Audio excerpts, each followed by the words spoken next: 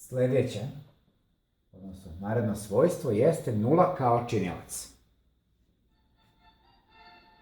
0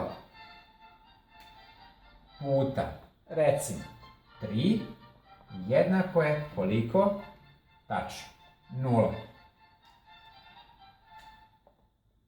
167 puta 0 jednako je koliko? Tačno, 0. Šta možemo zaključiti? Možemo zaključiti da bilo koji broj pomnožen nulom uvek daje nulu. Napišemo pravilo.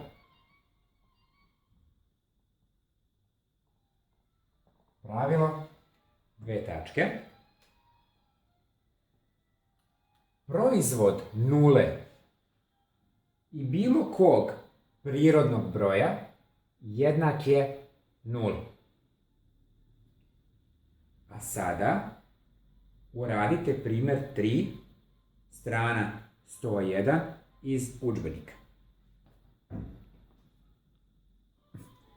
Naredno svojstvo jeste 1 kao činilac.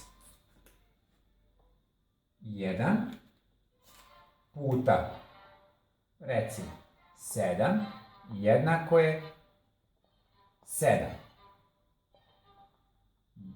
236 puta 1 jednako je 236. Što zaključujemo?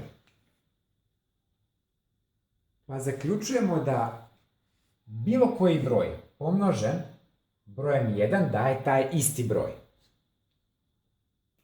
Pa ćemo da napišemo pravilo.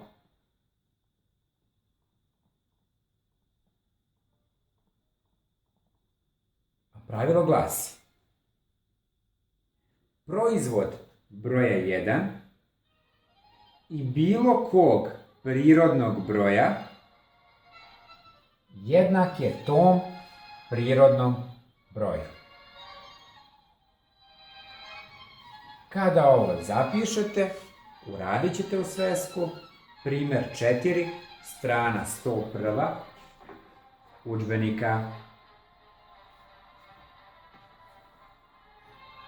1 kao delilac i kao količnik. Veoma lako za pamćenje. Evo ovako. Prvo ono što treba da zapamtite jeste bilo koji broj. Recimo 9, uzet ćemo primjer 12, 9 podeljeno na 1. Koliko je 9 podeljeno na 1? 9 podeljeno na 1 jesu 9. 12 podeljeno na 1 su 12. Znači, bilo koji broj, kada delimo brojem 1, dobija se taj isti broj. Isto tako, treba da znate da neki broj, recimo broj 7, kada se podijeli samim sobom, znači istim tim brojem, količnik je uvek, ali uvek 1. Ako u nekom zadatku dobijete neki veliki broj, 12.138 podeljeno na 12.138, dva ista broja kada delimo, znači kada su deljenik i delilac isti brojevi, količnik je uvek 1. Napišemo pravilo.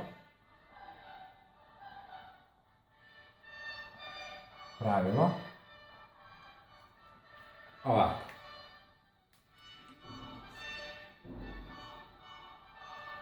Bilo koji prirodan broj podeljen samim sobom daje 1.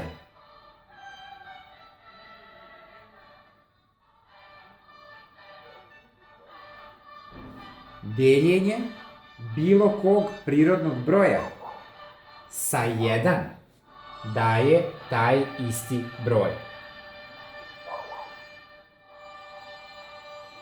A sada nam je ostalo još da obradimo 0 kao deljenik.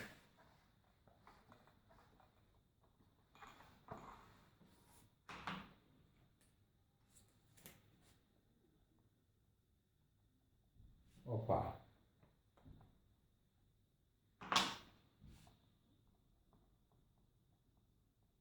Nula kao deljenik.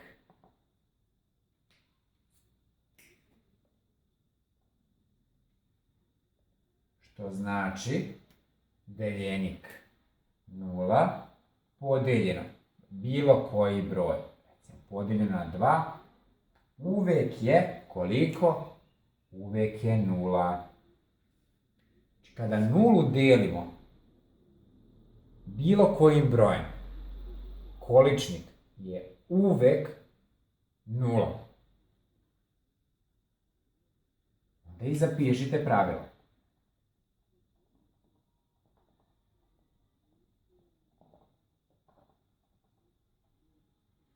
Pravilo glasi: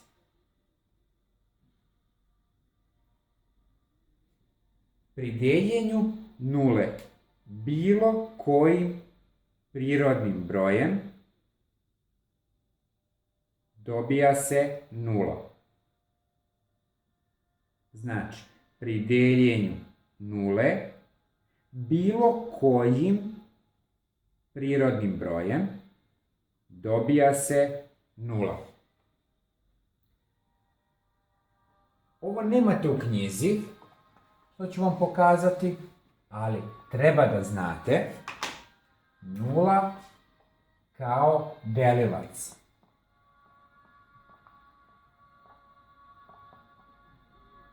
Treba da razlikujete 0 na mestu deljenika i 0 na mestu delilaca.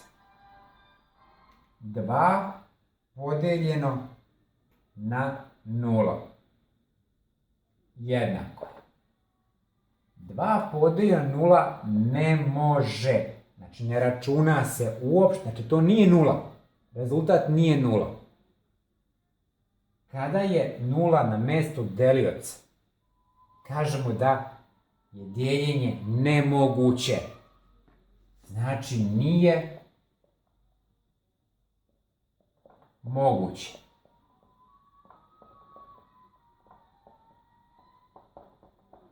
Nije moguće. 0 nikada ne delimo. 0 podeljeno na neki broj jeste 0, ali neki broj prirodan podeljeno na 0 nije moguće. To treba da razlikujete.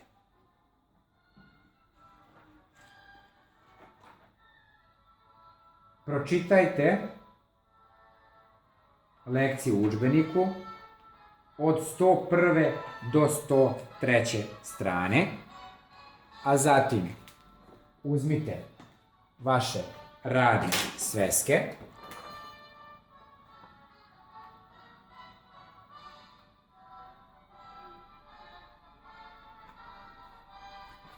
svojstva operacija množenja i deljenja, strana 114.